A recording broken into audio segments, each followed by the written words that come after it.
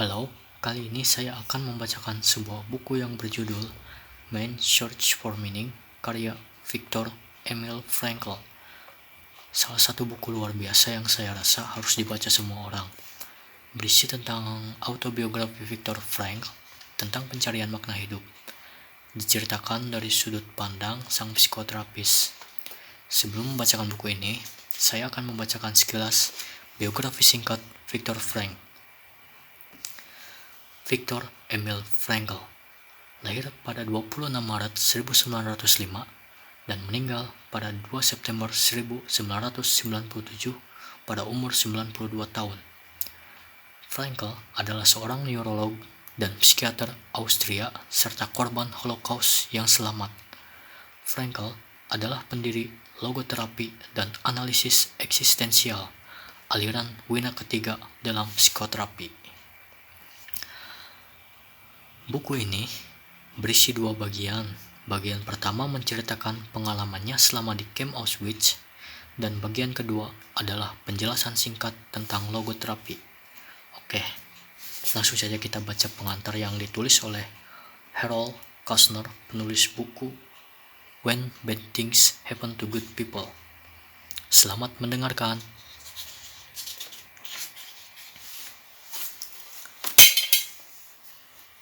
Mencari makna hidup. Sebuah pengantar. Karya Viktor Frankl ini merupakan salah satu dari karya besar zaman ini. Pada umumnya, jika sebuah buku memiliki satu bagian, satu gagasan yang mampu mengubah hidup seseorang, itu saja sudah membuat buku itu layak dibaca ulang, dan layak mendapat tempat terhormat di rak buku. Buku ini memiliki beberapa bagian yang seperti itu.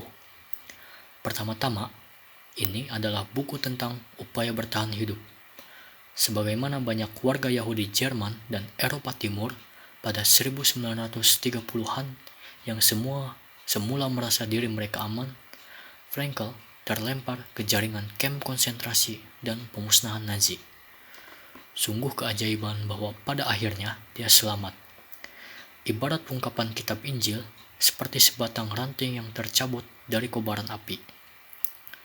Meski demikian, kisah dalam buku ini sedikit sekali menceritakan tentang penderitaannya, hal-hal yang mendera dirinya maupun hal-hal yang hilang darinya, dan justru lebih banyak bercerita tentang sumber-sumber kekuatannya untuk bertahan. Beberapa kali dalam buku ini, Frankl dengan penuh persetujuan mengutip ucapan Nietzsche. Dia yang punya alasan mengapa harus hidup akan mampu menanggung segala bentuk bagaimana caranya hidup. Dia menggambarkan dengan pilu bagaimana para tawanan yang putus asa akan kehidupan dan kehilangan harapan akan masa depan merupakan orang-orang yang pertama tewas. Mereka tewas lebih karena kehilangan harapan dan kehilangan semangat hidup ketimbang karena kekurangan makanan atau obat-obatan. Tidak seperti mereka, Frankl bertahan hidup dengan cara selalu memupuk ingatan tentang istrinya serta harapan akan bertemu kembali dengan wanita yang dicintainya itu. Juga dengan bermimpi suatu saat nanti, saat perang berakhir, dapat berceramah tentang hikmah psikologis yang dapat dipetik dari pengalamannya di kamp Auschwitz. Tentu saja, banyak tawanan yang sangat ingin hidup pada akhirnya meninggal juga, sebagian karena penyakit, sebagian di kamar gas. Namun, perhatian Frankl lebih pada mengapa orang bisa bertahan dan selamat ketimbang mengapa sebagian besar mereka tewas. Betapapun mengerikan, pengalamannya di Auschwitz menguatkan kembali apa yang sudah menjadi salah satu gagasan besarnya. Hidup, utamanya, bukanlah sebuah upaya mencari kepuasan, sebagaimana diyakini Freud, atau mengejar kekuasaan sebagaimana pemikiran Alfred Adler, tetapi sebuah pencarian makna. Tugas terbesar manusia adalah mencari makna dalam hidupnya. Frankl melihat ada 3 kemungkinan sumber makna hidup. Dalam kerja, melakukan sesuatu yang penting, dalam cinta, kepedulian pada orang lain, dan dalam keberanian di saat-saat sulit. Penderitaan itu sejatinya tidak memiliki makna. Kitalah yang memberi makna pada penderitaan melalui cara kita menghadapinya. Frankl pernah menulis bahwa seseorang dapat tetap berani, bermartabat, dan tidak mementingkan diri sendiri, atau pada saat harus berjuang mati-matian mempertahankan diri, dia bisa saja lupa akan martabat kemanusiaannya dan menjadi tak lebih dari seekor binatang. Dia mengakui bahwa hanya sedikit tawanan Nazi dapat melakukan yang pertama.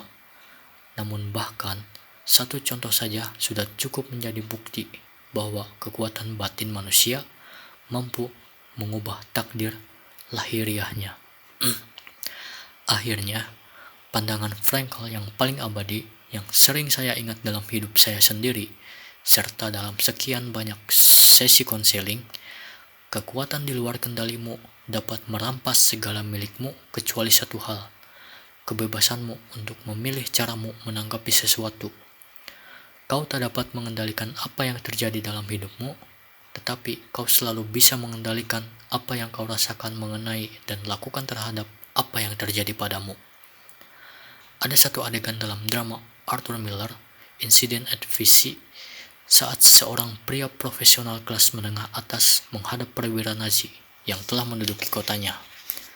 Dan pria itu memperlihatkan kredensialnya, semua ijazah kesarjanaannya, surat referensi dari tokoh masyarakat terkemuka, dan lain-lain.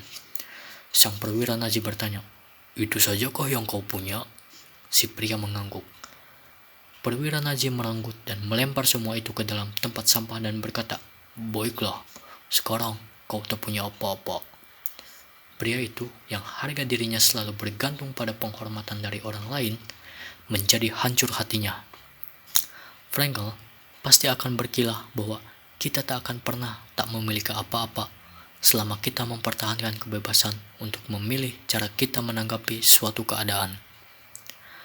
Pengalaman saya sendiri telah membuktikan kebenaran pandangan Frankl itu. Saya mengenal sejumlah pengusaha yang setelah pensiun kehilangan semangat hidup. Pekerjaan telah memberikan makna hidup mereka.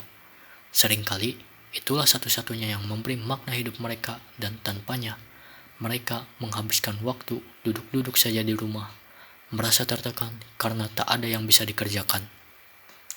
Saya juga mengenal orang-orang yang justru bangkit saat menghadapi tantangan sakit jangka panjang, misalnya kemoterapi yang sangat berat, selama mereka yakin ada manfaat di balik penderitaan mereka. Bisa jadi hikmah itu merupakan saat-saat bahagia keluarga yang masih ingin mereka saksikan, atau kemungkinan para dokter menemukan obat penyembuh dari penelitian atas penyakit mereka. Mereka punya alasan mengapa harus hidup yang memungkinkan mereka mampu menghadapi bagaimana caranya hidup. Dan pengalaman saya sendiri menyerupai pengalaman Frankl dengan cara yang berbeda. Sebagaimana gagasan-gagasan dalam buku saya When Bad Things Happen to Good People diterima luas dan mendapatkan kepercayaan karena disodorkan dalam kaitannya dengan perjuangan saya memahami penyakit dan kemudian kematian anak lelaki saya. Doktrin logoterapi Frankl yang menyembuhkan jiwa dengan cara membimbing jiwa tersebut menemukan makna hidup, mendapatkan kepercayaan dengan berlatar belakang penderitaan Frankl di Camp Auschwitz. Tanpa setengah bagian pertama buku ini, setengah bagian akhirnya tidak akan terlalu efektif. Menurut penilaian saya, sangatlah penting bahwa pengantar untuk edisi 1962 buku Man's Search for Meaning ditulis oleh psikolog termuka, Dr. Gordon Allport. Sementara pengantar untuk edisi baru ini ditulis oleh seorang pemuka agama.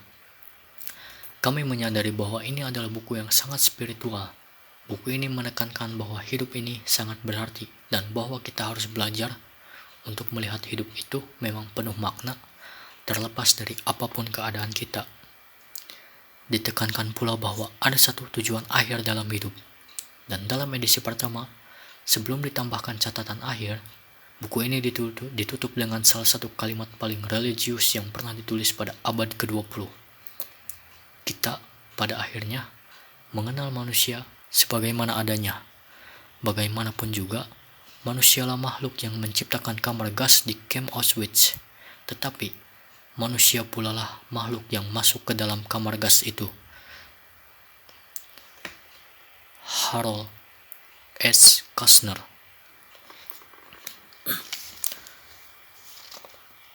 Pengantar edisi 1992. Kebahagiaan dan kesuksesan tidak dapat dikejar. Hingga sekarang, buku ini sudah hampir mencapai cetakan ke-100 dalam versi bahasa Inggris. Selain telah diterbitkan ke dalam 21 bahasa lain, versi bahasa Inggrisnya saja terjual hingga lebih dari 3 juta eksemplar.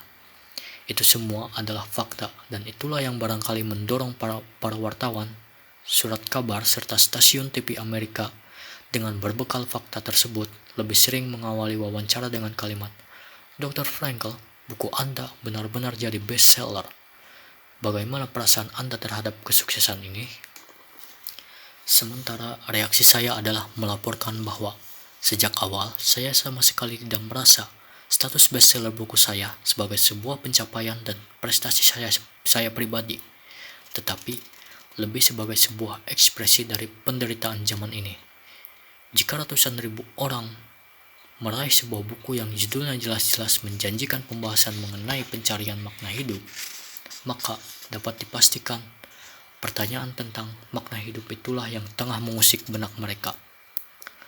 Untuk memastikan sesuatu yang lain mungkin juga telah turut berkontribusi. Bagian kedua yang teoretik logoterapi secara ringkas mengerucut sebagai pelajaran yang dapat disarikan dari bagian pertama yang merupakan autobiografi pengalaman di kamp konsentrasi. Sementara itu, bagian pertama bertindak sebagai validasi dari teori-teori saya. Maka kedua bagian itu saling mendukung kredibilitas satu sama lain. Saya sama sekali tak memikirkan hal ini saat menulis buku ini pada 1945. Saya menulisnya selama 9 hari berturut-turut dan dengan keyakinan kuat bahwa buku ini akan diterbitkan secara anonim. Malahan, cetakan pertama versi bahasa Jerman tidak mencantumkan nama saya di sampul buku. Meski di saat-saat terakhir, ketika buku akan diterbitkan, saya akhirnya menyerah pada sahabat saya yang menyarankan agar nama saya dicantumkan, setidaknya di halaman judul. Bagaimanapun, awalnya buku ini ditulis dengan keyakinan mutlak bahwa sebagai karya anonim, ia tidak akan mendatangkan popularitas bagi penulisnya. Saya hanya ingin menyampaikan kepada pembaca dengan contoh nyata bahwa hidup menyimpan makna tersembunyi dalam setiap keadaan, bahkan yang paling memilukan sekalipun. Dan saya pikir kalau hal itu disajikan melalui gambaran situasi ekstrim sebagaimana situasi di kamp konsentrasi, buku saya akan mencuri perhatian. Untuk itu, saya merasa bertanggung jawab untuk menuliskan pengalaman saya, karena menurut saya hal itu akan membantu mereka yang memiliki kecenderungan mudah putus asa. Jadi sungguh aneh sekaligus luar biasa bagi saya bahwa di antara puluhan buku yang saya tulis, buku yang satu ini, yang semula saya inginkan terbit secara anonim sehingga tidak akan mempengaruhi reputasi penulisnya, justru menangguk sukses. Berulang-ulang karenanya saya menasihati mahasiswa saya, baik yang di Eropa maupun Amerika, jangan jadikan kesuksesan sebagai tujuan. Semakin Anda jadikan kesuksesan sebagai tujuan dan target utama, semakin Anda akan menjauh darinya. Sebab sukses, sebagaimana kebahagiaan, tidak dapat dikejar. Ia niscaya akan terjadi dan hanya terjadi sebagai efek samping dari pengabdian pada tujuan yang lebih besar ketimbang diri sendiri, atau sebagai hasil samping dari pelayanan seseorang pada yang selain dirinya sendiri. Kebahagiaan pastilah terjadi, dan hal ini juga berlaku pada kesuksesan. Anda harus membiarkannya terjadi dengan tidak usah memedulikannya. Saya ingin Anda mendengarkan apa yang diperintahkan hati nurani untuk Anda lakukan dan melaksanakannya sebaik yang Anda bisa. Maka Anda akan melihat bahwa dalam jangka panjang, saya katakan dalam jangka panjang, kesuksesan akan mengikuti tepat di belakang Anda karena Anda telah lupa untuk memikirkannya. Pembaca mungkin bertanya, mengapa saya tidak berusaha melarikan diri saat Hitler menduduki Austria? Izinkan saya mengenang kisah berikut ini. Tak lama sebelum Amerika Serikat memutuskan terlibat dalam Perang Dunia II, saya menerima undangan ke konsulat Amerika di Wina untuk mengambil visa imigrasi. Orang tua saya yang sudah lanjut usia merasa sangat gembira karena mereka berharap saya segera diperbolehkan meninggalkan Austria. Namun, tiba-tiba saja saya menjadi ragu. Sebuah pertanyaan mengganggu saya. Tegakah saya meninggalkan orang tua saya untuk menghadapi sendiri nasib mereka, dikirim cepat atau lambat ke kamp konsentrasi atau ke tempat yang sering disebut sebagai kamp pemusnahan? Di mana tanggung jawab saya? Haruskah saya mengembangkan gagasan baru saya, logoterapi dengan cara hijrah ke tanah yang lebih subur tempat saya dapat menulis buku-buku saya? Ataukah saya sebaiknya berkonsentrasi pada tugas saya sebagai seorang anak sejati, anak dari orang tua saya yang akan melakukan apapun demi melindungi mereka? Begitulah saya menimbang-nimbang persoalan, tetapi tak juga kunjung menemukan solusi.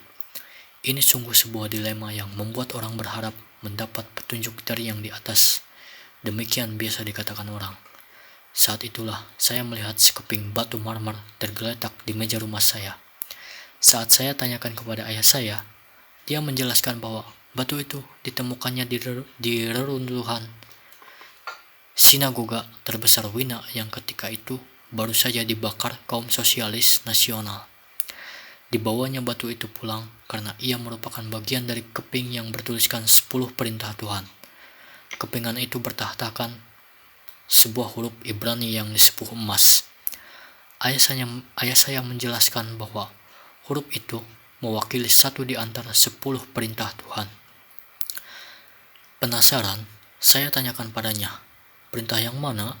Dan ayah saya menjawab, hormati ayah ibumu, agar lestari hidupmu di tanah yang diberikan Tuhan. Saat itu juga, saya putuskan untuk tetap tinggal bersama ayah ibu saya di tanah yang telah diberikan Tuhan, dan membiarkan visa Amerika itu melayang. Viktor Emil Frankl, Wina, 1992.